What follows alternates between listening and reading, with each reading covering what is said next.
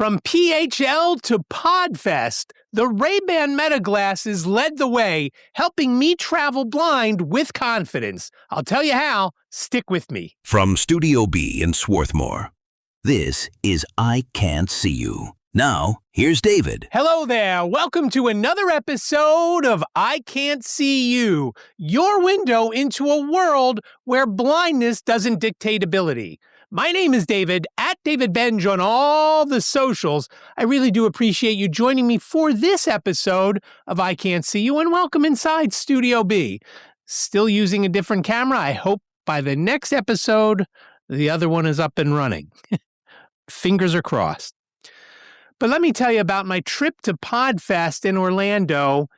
And as much as I love the Ray-Ban Meta glasses, I was stunned at how helpful they were getting from Philadelphia International Airport, out of Orlando International Airport, through the hotel, the Renaissance at SeaWorld, and around Podfest in that hotel.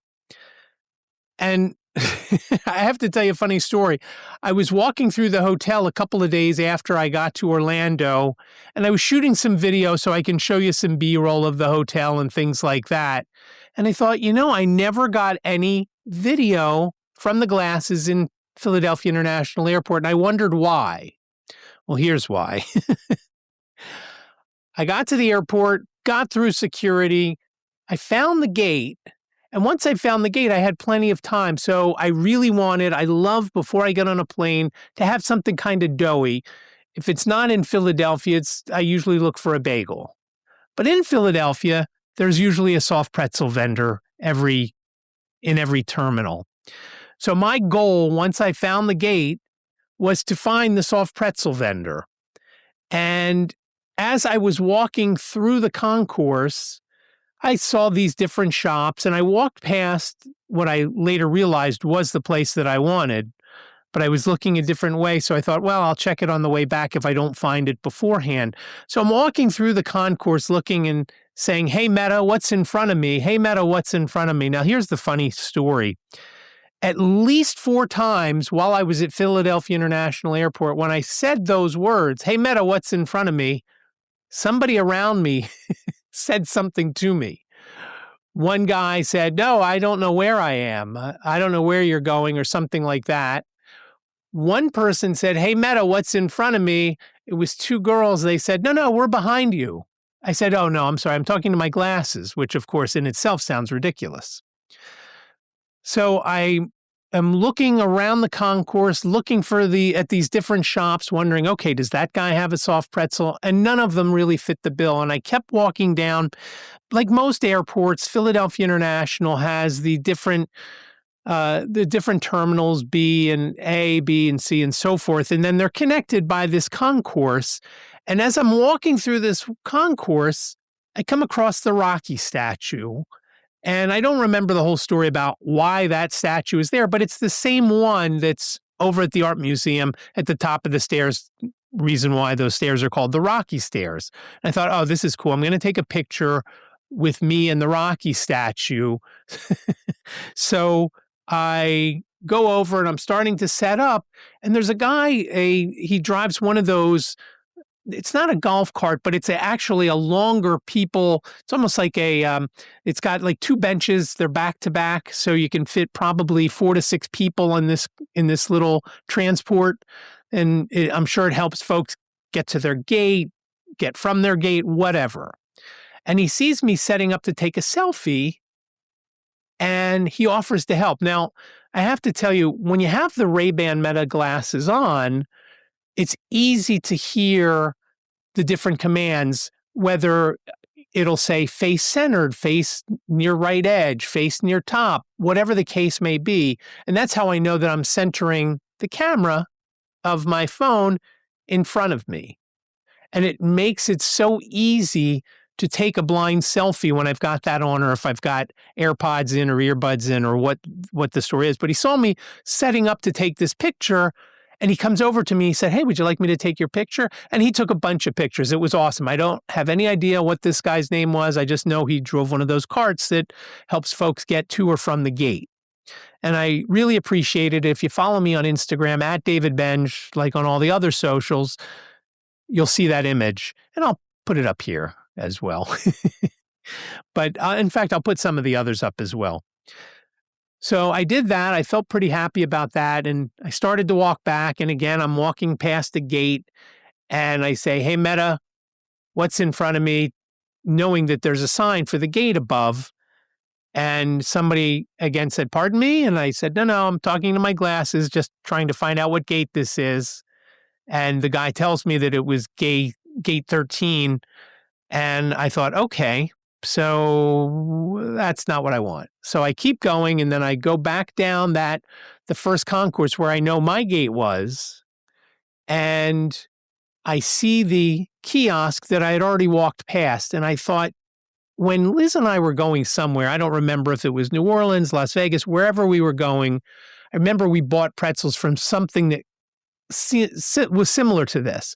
So I walked over there after I asked what was in front of me, and those two girls said, no, we're behind you. But I walked over there and I said to the lady, I said, do you sell soft pretzels? She said, yes, I have two different kinds. I have braids or pretzels. And of course, I always love the braids over the pretzels, more doughy, just exactly what I want. Plenty of salt to try and, so I don't have to get up to go to the bathroom in the middle of the flight. Perfect. I buy the soft pretzel, or actually the pretzel braid in this case, $3.50. With, again, another thing that I love is Apple Pay, because I don't have to dig for my card. I just pull out my phone, double tap, look at my face, boom, done. On my way back to the gate, pretzel in hand, and now I'm just walking around by the gate, so I get some steps in, and I'm sure people are wondering, what is this guy doing? Walking around back and forth. It was around a 50-step round trip, give or take, and I knew where the gate was at this point. I knew it's, for whatever reason, both flights going to Orlando, coming back from Orlando, both flights were at the end of the concourse so that there's a cluster of gates. In Orlando, they were separated a little bit, but in Philadelphia, they were almost right next to one another. 1, 2, and 3, or 4 maybe there were down there.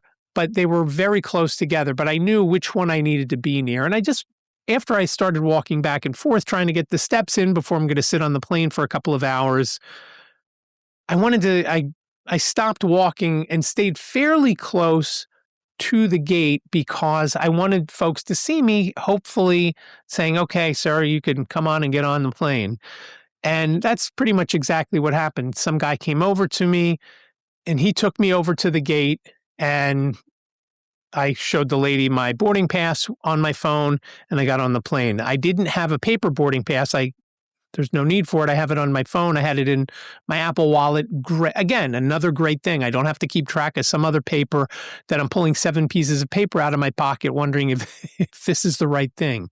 And that happened to me at some point. I think coming back from New Orleans last year, the luggage machine gave me 2 things. One was my receipt for my luggage, and one was my boarding pass. I don't know why they decided to give me the boarding pass again, because I had it on my phone, but whatever. So I was just amazed that it helped me. I thought at some point, I'm not going to have cell service. So of course, when you don't have any kind of data, any kind of connection, you have no data and the glasses don't work. And that only happened one time, and that was when I was deep in the exhibit hall at Podfest. But for the most part, they worked all through the hotel, all through both airports. And when we got on the plane, I took them off because I wanted them to charge. I usually do like to listen to music with them. Again, sound is incredible with them. But I didn't want to run them down and then not have them to get out of the Orlando airport. And I started talking. I was in the B seat, so I had a lady to my left and a lady to my right. The lady in seat A was from the Orlando area, and we were talking about the glasses a little bit. We were talking about the airport, and she actually works for Hyatt Hotels, and she was telling me the hotel that she works for is in Jacksonville. She was talking about ACB, that is another blind organization. They are going back to her hotel in Jacksonville this summer for their conference. And it usually runs around the same time as the NFB conference. This year, the NFB conference is going to be in Austin, Texas, which I'm really looking forward to. But we talked a little bit. The lady to my right was going to watch her daughter compete in I think it was cheerleading, I think she said, competition. And that was at someplace on one of the Disney properties. I want to say ESPN or something like that. I'm not sure, but it was somewhere down there. And we were all talking about the weather and how nice it was going to be. And then there was a freeze warning for a couple of nights from the time we were traveling. And I always am a little hesitant to get off the plane until after everybody gets off because I've got to grab my bag. I don't want to hit anybody. I'm not sure if somebody's close, if I'm going to whack them in the head. But there was a gap. I was able to grab my bag fairly easily and then get off the plane and just basically follow the masses with putting the glasses back on at this point, following everybody off the plane, and then every so often saying, "Hey, Meadow, what's in front of me?" And it would read a sign. If I noticed a sign, I would say that, and just to make sure I was going the right way. And I know if I heard baggage claim or ground transportation, I was good to go. Usually they go hand in hand. And if you've ever been to the Orlando airport, you have to go from the terminal to one of those, it's kind of like a tram or a monorail that goes from the terminal to the main part of the hotel, main part of the airport. And that's where you get your luggage. That's where baggage claim is, ground transportation and whatnot. When I got into the area that I needed to be, I could have stayed up top and ordered a Lyft or an Uber, but I know that there's taxis there. It's much easier for me if I just jump in a taxi. It's a couple of bucks more. In this case, going back to the airport from the hotel, it was around 60% of what it cost me to get from the airport to the hotel. So sometimes I guess more than a couple of bucks, but I didn't have to wait. I walked downstairs.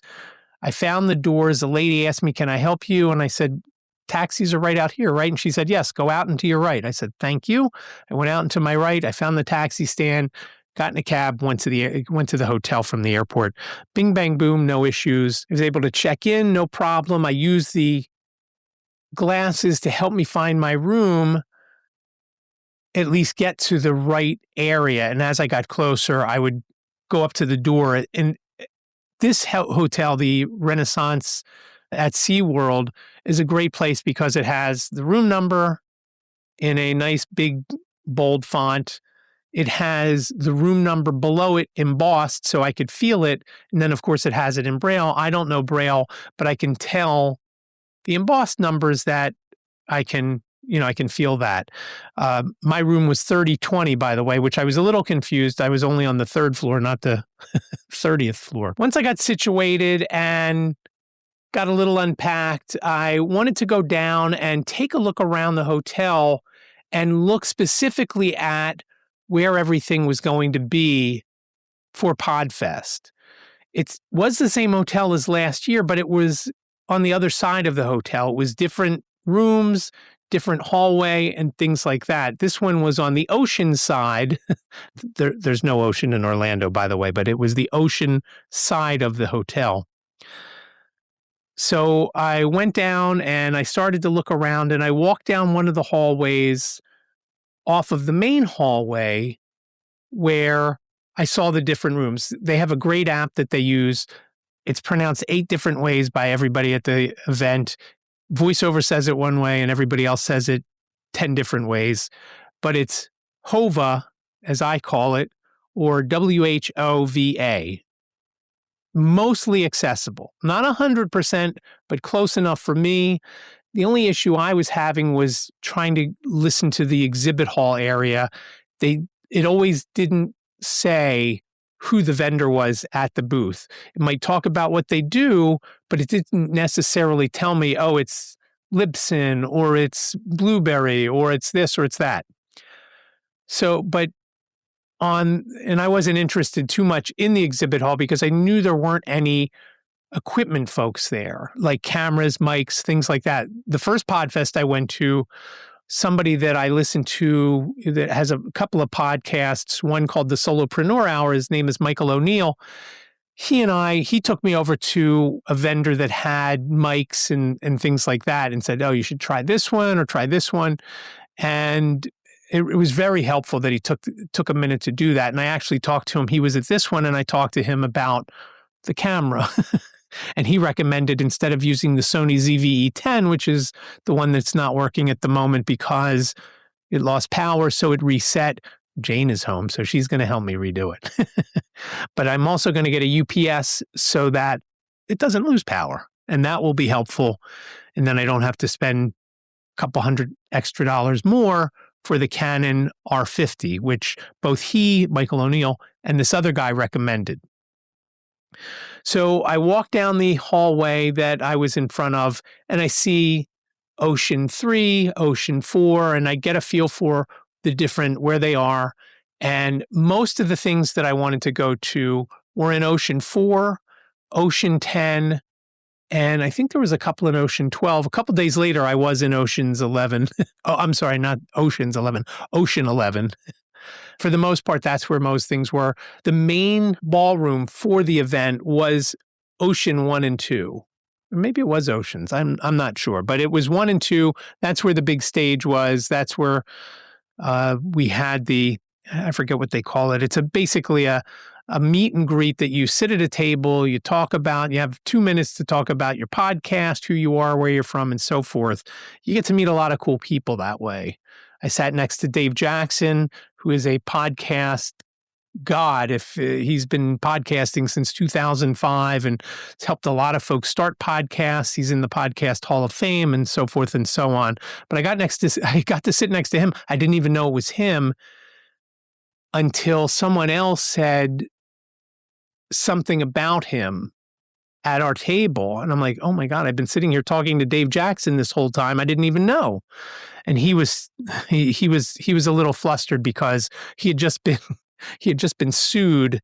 But that main room, and so basically you sit at that table, and then after everybody goes, after however long that takes, then you go to another table and you meet a whole bunch of new people. And then you go to another table and you meet a whole bunch of new people. Just so happens that 2 of the 4 tables that I went to, I was sitting at the first table. Dave Jackson was on my left, and this guy named Mike was on my right. He was from the Philadelphia area, and I think he said his in-laws live in or near Swarthmore, which was kind of funny. I went to another table. There was a guy from Bucks County, just very cool. And you meet a lot of cool people. And then, of course, when you are going into these different sessions, you run into them again and they'll say hello and they know who you are. Of course, I can't tell who they are, but a lot of times folks will come up to me. And that makes it easy when they know who you are, because you've just sat over the course of an hour or 2 of meeting. I don't know, there's 8 people or so at a table. And so roughly you meet about 30 people. And again, you meet super high-end folks like Dave Jackson and just other people like myself that have podcasts. One of the cool things, the last table I was at, I met someone named Jerry Williams, and she was a former FBI agent based for most of her career in Philadelphia. After she left and retired from the FBI, she actually worked for SEPTA.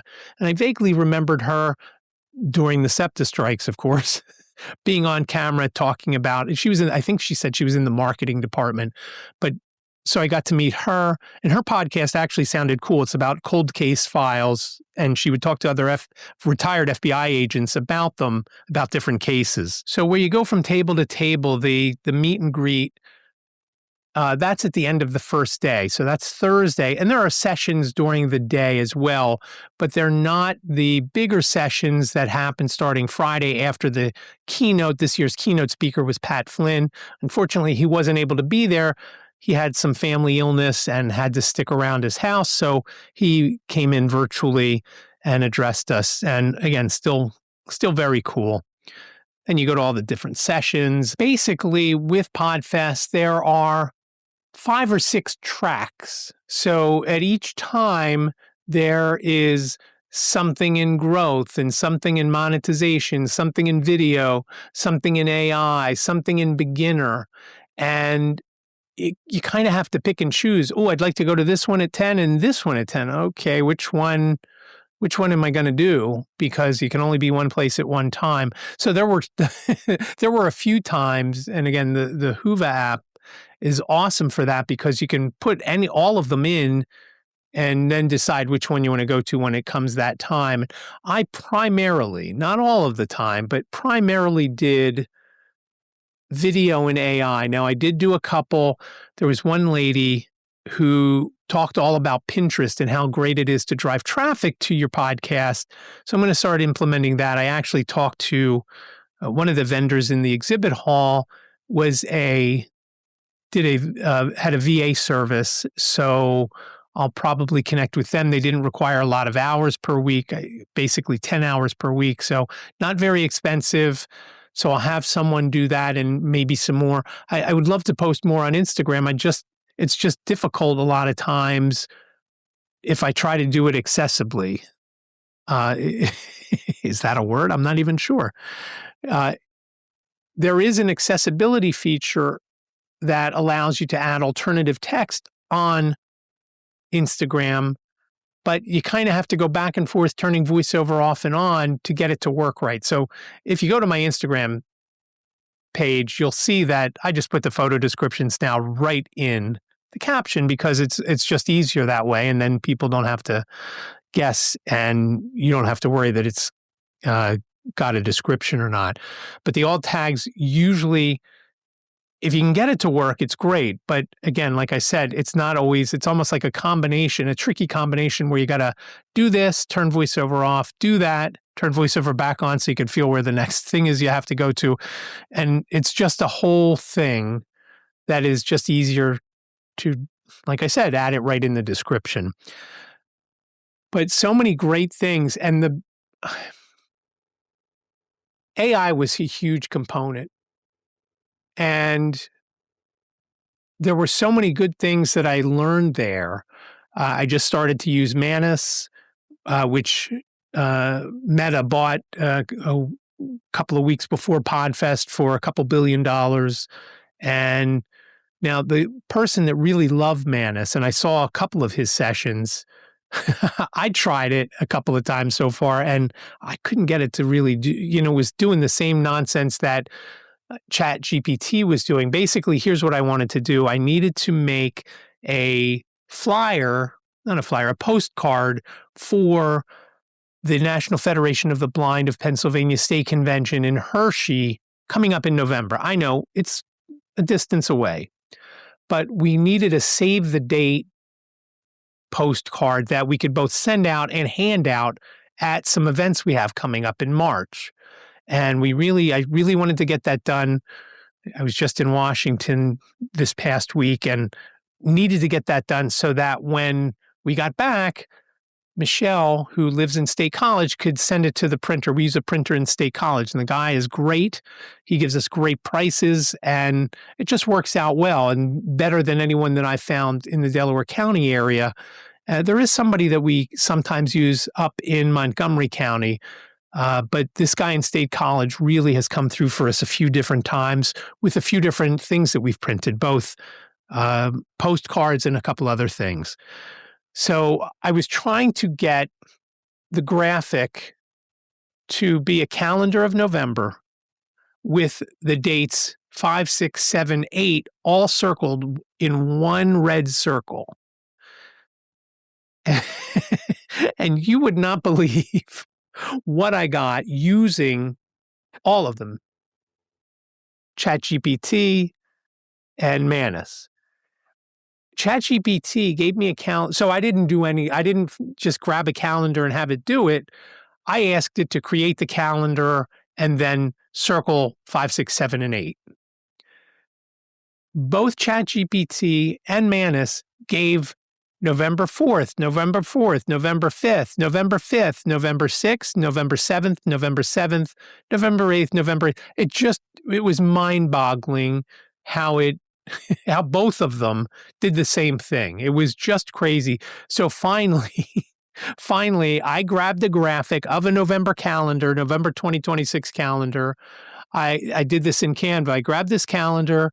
I then found a red, kind of looks like if you were to take a red Sharpie and circle something on the calendar. Looked like that. Red circle that I then and duplicated and put it one over the 5, one over the 6, one over the 7, and one over the 8. And boom, I was done. I did it faster than it took me to ask ChatGPT and Manus to do. And I was a little disappointed, I have to say, because this one guy, I went to several of his sessions, was just so thrilled with Manus, but it failed me, as did ChatGPT. But a lot of AI sessions, the video sessions, it was one of the last sessions I went to. There was an editing track. One or 2 days there was an editing track, which I always like going to. I saw a couple of cool things there, but the last day of sessions, which was Saturday, and again, it might have been the last session that I went to, was this guy, and I can't remember his name. I want to say it was Daniel. He talked about his workflow and he gave some prompts to help using with ChatGPT to help either create stuff, show notes, whatever the case may be. And I have to tell you, I usually grab my transcript, take it into ChatGPT, ask it to give me a summary. But he's got a better prompt that I'm going to start using, probably not for this episode because I haven't downloaded and grabbed them all yet. But his workflow kind of was like my workflow. I felt like I was validated by the way this guy was. And this guy does this as a service for clients. And he basically edits the podcast using Descript, which is what I use. And I'm also affiliate, and you'll see the link in the show notes or the description of the video. And once it's edited in Descript, now in this case, to add the B-roll, I'm going to go into CapCut so I can add the B-roll where you see me walking around the hotel and you can see all the other things, any images and things like that I may be talking about. It's just easier for me to use than doing it in Descript. So 9 times out of 10, before I go into CapCut, I will take the edited version of the bulk of the audio and take it over into Auphonic, which I'm also an affiliate of, and I will have a link in the description or the show notes. And that will clean up the audio. It makes the audio sound great. And it has, on occasion, taken out some things that I wish it would have left. But it basically leaves just the speech and just music, if you've got music in there. Now, because I take it in before I do my final outcome with the intro and the outro, not that there's music in that, but it's ready to go once I add the intro and outro in CapCut and I add the B-roll, which of course the B-roll and the other clips, usually you're not hearing any audio from it. If you're hearing audio, I will also, before I use it in CapCut, I will put it through Auphonic. But it just cleans up the audio so well. And I think I mentioned this before. My friend Brian had sent me an interview he and Ed Plumacher did with Mike Buckley from Be My Eyes. And they did it, I think they did it at CSUN, but they were sitting on a deck on a really windy day. And so the audio was terrible. And it made it sound like they were in a studio. It came out so well, I was shocked by how great it was. So that's the way Podfest goes. And then on the last day, there's a party. And I stayed a little bit for that. I wasn't too excited to be there. And I'll talk about that in probably the next episode of what went on. But that's Podfest. It's a lot of fun. You learn a lot of stuff. It's kind of like a refresher on what you're doing and what you can do more to help grow your podcast, grow everything, get more viewers on YouTube, whatever the case may be, as well as all these cool AI things that I learned about. And there's so many more things that I even haven't scratched the surface of since I came back from that, which I really look forward to getting into. But again, finished up at the hotel. So Sunday, I had an early flight. I didn't get to do any Podfest stuff on Sunday. Sunday, they do this cool thing at the end of Podfest. I forget what they call it, gratitude, I think. And what it is, people go up on stage, you have a minute or two, and you talk about what you're grateful for from the conference and if people have helped you or what the case may be. So it was just a great time, and I learned so much. Now, last year and this year, I bought the videos of all the sessions. So I knew that if I didn't go to the session in person, I knew that I was going to have it on video and could go over it later. But the cool thing is, I'll have the videos once they come out in a week or two that I can go back and rewatch the lady with the Pinterest thing. And I can rewatch. I missed the beginning of one of the editing things that a guy was doing. He uses Descript and DaVinci Resolve to edit. And I would love to use DaVinci Resolve, but the learning curve, it's a little bit more difficult to see for me. And I just have to get used to it. CapCut is very easy.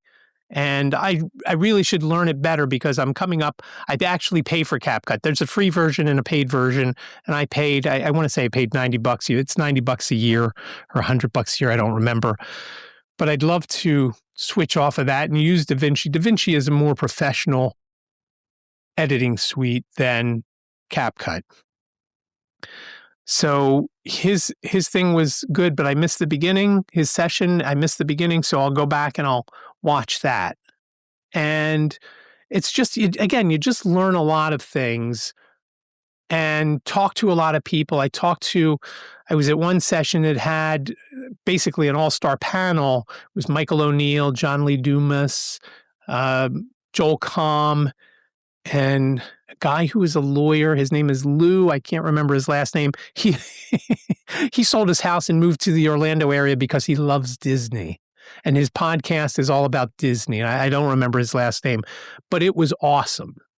And people were just asking questions and they were giving their opinions. Among them, I mean, John Lee Dumas has, I forget how many downloads, hundreds of millions of downloads. Michael O'Neill has a ton of downloads, and Joel Comm has several different podcasts that have a lot of downloads. So, and of course, the Disney one, who knows how many downloads, but it was just awesome. But this girl was asking a question, and she talked about her show, but she never mentioned the title. So I kind of hung around after, and I went over to her and I started talking to her, and she had a French accent. And we were talking. She says, "Oh, I'm from Birmingham." I said, "Yeah, I could tell by that accent." And she said, "I'm actually French Canadian." I said, "No, I was kidding. I knew it was. I thought it was French. I didn't realize it was French Canadian." And so we talked for a little bit, and she told me about her podcast, which I'll put a link in the description and show notes because it was something that I was interested in about learning languages. It's all about languages and other cultures and traveling and things like that. So I've already listened to one of her episodes. It was about older folks learning languages and how you can do that. And I really liked it actually. And it has to do with travel. I love any of the travel stuff, especially if we're talking Portugal, Spain, France, Italy. I am in.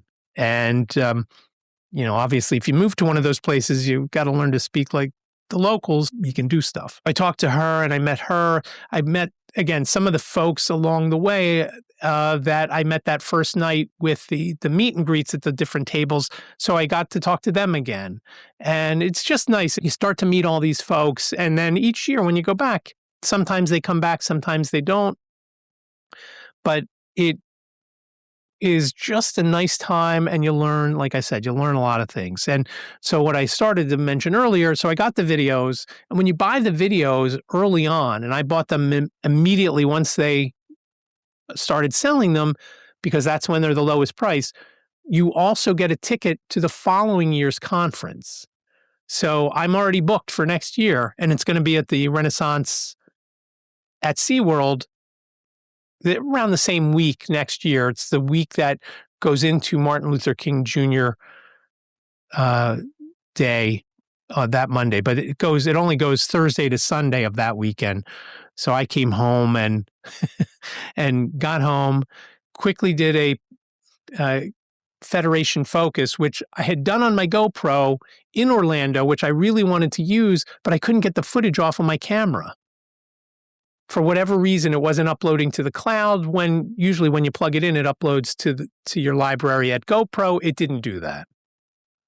So I had to reshoot it really quick the day I got home. And I was a little worried because if there was inclement weather, if my flight was delayed, fortunately, the snow didn't come till the following Sunday. But that was Podfest. And again, I was just stunned at how the glasses helped me get all around both airports, leaving the hotel and going back to the airport. I was standing out in front waiting for my lift, and a guy comes up to me and starts talking to me. And he notices that I have them on. He says, "Oh, you have the Meta Ray-Bans on." I said, "Yeah." And he said, "How do you like them?" I said, "They, for me, are a game changer because they help me get through the airport." And he's like, "How?" I said, "Because I can't see signs. I can't read the signs. So I just am constantly saying, 'Hey, Meta, what's in front of me?' And it'll tell me, this is what you're in front of. This is, might say what gate it is." And of course, the cool things with the Ray-Ban Metas, once it tells you something, you can ask the follow-up questions. So you're not just left to wonder, hey, does that mean this or does that mean that? You can ask the question. So I was just shocked. I've talked earlier in other episodes where I was walking down Market Street in Philadelphia and I asked what the address was of that building, and it said that building isn't wearing a dress. So it just makes life a lot easier than having to go up to a whole bunch of people. "Hey, can you tell me what that is? Can you tell me where this is?" And things like that. Now, I will say, once I got to the gate in Orlando, when I was coming home, I knew I needed something. So I started to look around the concourse that I was in, and I was standing in front of this one place and I was asking, "Hey, Meta, what's in front of me?" And it was something, it was like called Cubano or something like that. And the guy comes up, he said, "Hey, can I help you out?" And I said, "Yeah, is this do they just sell sandwiches or are there snacks here?" Hoping, again, I knew they weren't going to have soft pretzels, but maybe they'd have a bag of hard pretzels, just nothing with any kind of, just salt. I basically just wanted salt and something to fill my belly. And sure enough, they had a bag of pretzels and the guy grabbed them for me and then told me to go the wrong way in the line and apologized. And then I went the right way in the line and he was behind me. He said, "Yeah," he said, "Where are you going?" I said, "I'm going to Philly. How about you?" He said, "Oh, I'm going to Omaha, but our flight was delayed until 6. Now, it was like 10 o'clock in the morning or 11 o'clock in the morning. And I'm thinking, this guy is here with little kids and he's going to be in the airport until 6. And who knows if it even got out of there at that point. But I thanked him for his help. Same thing goes when I was hanging around the gate. I waited. And at this point, there's usually a few people at the desk. One's at the desk and then there's one that's, checking the boarding passes. It was Rebecca and only Rebecca. And she made it well known that she was the only one dealing with the gate. So if somebody came up and had a question, they had to see her. If you wanted to get on the plane, she had to scan your boarding pass. So she did everything, worked out okay, got on the plane, no issue. And it was pretty uneventful. Same thing goes on the way home. The first flight attendant introduced herself. Her name was Michelle. She then introduced me to Kate. Kate was right across. I actually was right across the aisle from the bathroom, which, again, fortunately I didn't have to use because who wants to feel around inside of there? But she was also, the jump seat that she sat in was right next to the bathroom, right behind the bathroom. And there was a gap, which I didn't realize because they're serving the drinks. And I tell Kate that I want a water. The guy next to me says whatever he wants. The girl or guy next to him says whatever she wants. As soon as she asks what we want, he takes his laptop out and puts it on his tray table. I'm thinking, this lady's going to pass me some water and it's going to come right over your laptop. And I was paranoid because, again, my hands aren't the greatest. But fortunately, when Kate came back to me, she actually forgot what I wanted. She walked behind me because there evidently, I guess that was the emergency row, and she handed it to me over my shoulder. So I just grabbed it from her like this with my hands over my left shoulder. And then I brought it in front of me, kind of like an over-the-shoulder catch in football or baseball, I guess, too. Very uneventful flight home, got off the plane, again, followed the folks with the glasses on, followed the folks, and just asked. And, I also listen. You can kind of hear when people are turning off to one of those concourse areas, but I kept, once you're in the straightaway of the terminal, you just keep going straight, and then you find your way to where you start reading the signs for baggage claim and ground transportation. I did that, went to a taxi, and got in the car and came home. Bing, bang, boom. So it was a very, very good time in Orlando. Learned a lot of stuff. I can't wait to go back next year. And again, I was just stunned at how well the Ray-Ban Metas performed, because usually there are gaps and issues along the way. Now, I can say this. One thing that I don't like, and there are times that I don't like to wear them because I'll get a notification and then you hear it through the glasses. And if you're talking to someone, it's distracting. So if I'm talking to someone, I don't leave them on because I don't want to hear that in my ear while I'm trying to have a conversation. It just makes it difficult. But again, flawless in Orlando. I was just so happy how great they were. And at this point, if you don't have them, go out and buy them. I'll have a link to the ones that I have. Actually, I may have a link to the newer version that have a longer recording time and probably a little bit better with everything. But check them out. I'm still looking at getting the Meta displays. However, I have ordered the Rocket styles. Now, they haven't shipped yet. The reason I ordered those, they're AI glasses too. I have to tell you, I was very excited for them, and then I ordered them. They were about $400. But I'm not as excited for them. Because they're shipping from China, and I have no doubt that the Ray-Ban Metas are made in China. But I ordered them, I don't know, about 10 days ago now. I still don't have them. And I'm just concerned about the build. The reason I am really excited for them is because they are supposed to shoot in 4K. So when you see the video that I've shot here with the Ray-Ban Metas, you'll notice that it's just vertical, and that's why it's not taking up the whole screen. When I have the others with the 4K, it will take up the whole screen, and it will be great B-roll. So we'll see how great they are once I get them, if I ever get them. Again, I'll wait 30 days. If I don't have anything in 30 days, I'll cancel them and get my money back and be sad, because I really want something that shoots 4K that I could wear on my face. Again, but really, really excited how the Ray-Ban Metas did on this trip. So I'm looking forward. I'm going to Vegas at the end of February. I'll try them again, going again on my own. So it'll be helpful as I get through a new hotel. I haven't booked it yet. A different airport in Vegas, which is a little bit difficult to me. The last time I was in Vegas on my own, I had some trouble. It didn't help that they changed the gate for my flight about 5 times in the 2 hours that I was there. But I'm hopeful they are as helpful. I'm hopeful they are as helpful as they were going to Orlando. That is it for this episode of I Can't See You. Remember, connect with me on social media at David Benj, DavidBenj, Facebook, Instagram, Threads.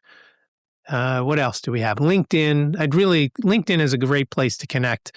I do post a lot there, mostly of all the different things that I create, whether it's this podcast, whether it's White Canes Connect, whether it's Federation Focus, or any other NFB-related things. You'll see them all at LinkedIn, and I guess for that matter, too, on Facebook. And you can check me out on Facebook as well, because that's where I post that stuff, too, as well as the pictures like the Rocky, me and Rocky statue. But I do appreciate it, and I'd love to hear from you. So reach out if you have any questions, comments, anything like that. I can't see you podcast at gmail.com. I can't see you podcast at gmail.com. Better yet, give me a call. 646-926-6350. You've got up to 3 minutes to leave your name and town and whatever your question, comment, idea might be. And I would love to hear from you. Again, 646-926-6350. Give me a buzz. Show notes and more things available over at ican'tseeyou.com/295. It's the low price of $295. I Can't See You sounds like a whole sentence, but it is only 7 characters long. ICANT, capital C, capital U.com/295. I really do appreciate you joining me for this episode of I Can't See You. Be well, stay safe, and I will talk to you in the next episode. Take care. Thank you for joining David on this episode of I Can't See You. Please subscribe on your favorite platform. Like and comment on this episode on YouTube.